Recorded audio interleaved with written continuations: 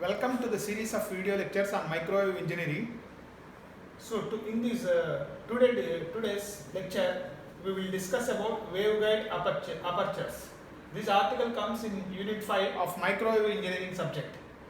Now, let us see these waveguide apertures. So, these are two rectangular waveguides.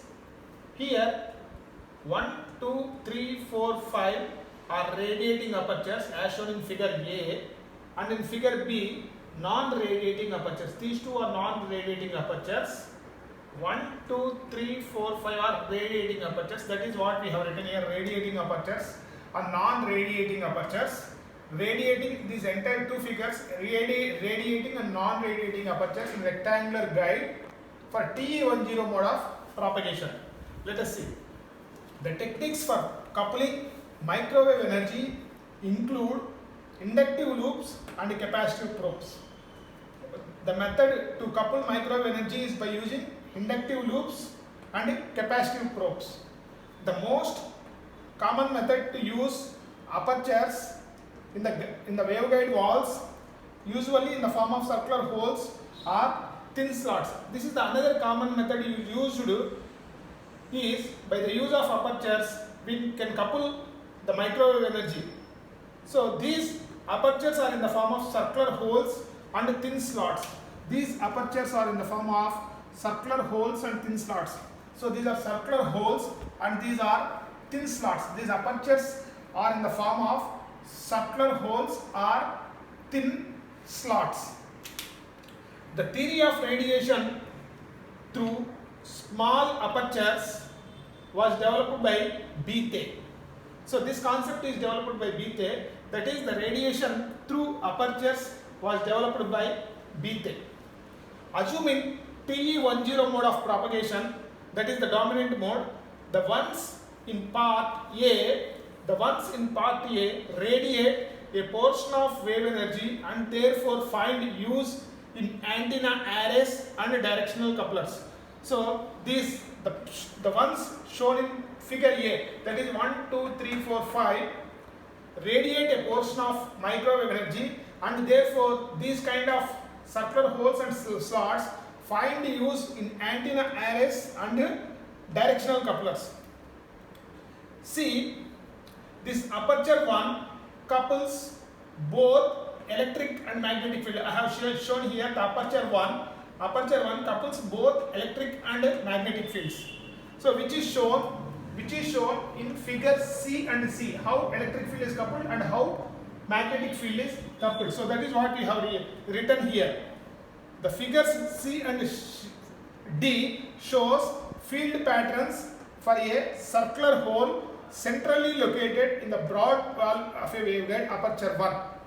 So the electric field EY in the main waveguide extends into the secondary guide in figure C, whereas HX component couples into the secondary guide in the figure D. So therefore this is aperture 1. So say this is aperture 1. So this is aperture 1. Aperture 1 couples both electric and magnetic field. This the EY component, see here, X, Z, Y, three mutually perpendicular axes, Y. So therefore EY component couples through this aperture in this diagram. So from main waveguide to secondary waveguide. So here the tangential component is HX. So therefore HX component couples through this of aperture 1. So therefore electric and magnetic fields are coupled from the main waveguide to the secondary waveguide because of aperture 1. So that is what we have shown. The coupling through circular hole in the narrow wall, that is aperture 2, is magnetic, since only HZ components exist at this aperture. So we have shown here, this is the aperture 2 in the narrow wall.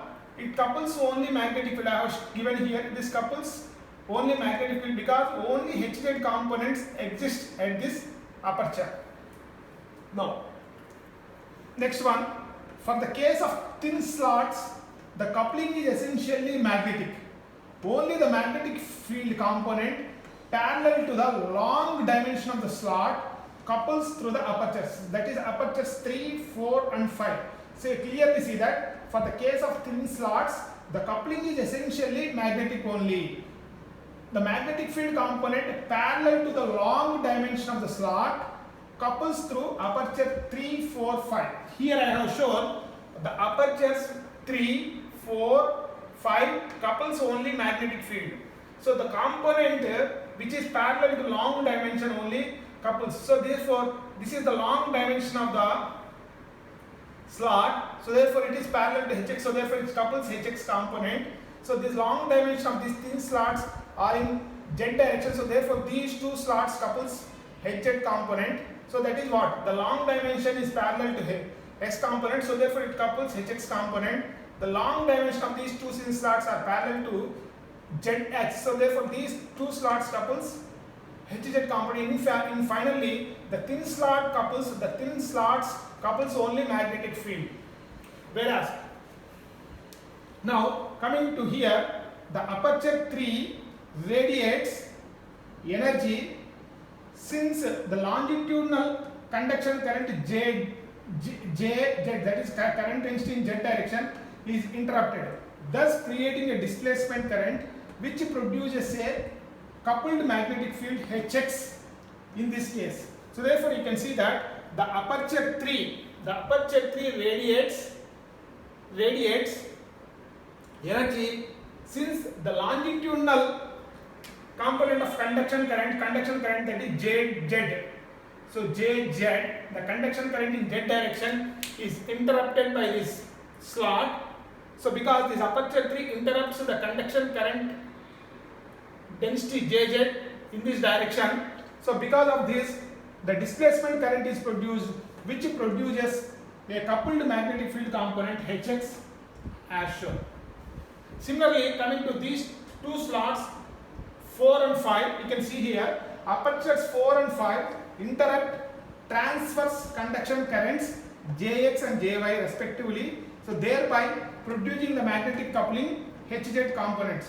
So these 4 and 5 interrupt Jx and Jy components, therefore by coupling Hz component. So this is because these three slots interrupt the conduction currents, because of this coupling happens. Now coming to last one, the thin slots shown in figure B are non-radiating slots since they do not interrupt any conduction currents. See here, the two slots shown in figure B are non-radiating apertures. Why? Because these two slots will not interrupt any conduction current. Since these two slots do not interrupt any conduction current, so therefore there is no radiation of electromagnetic energy through these slots.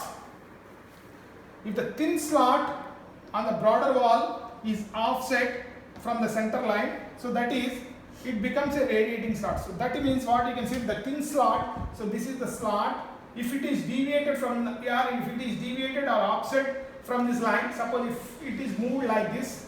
So suppose if it is moved like this,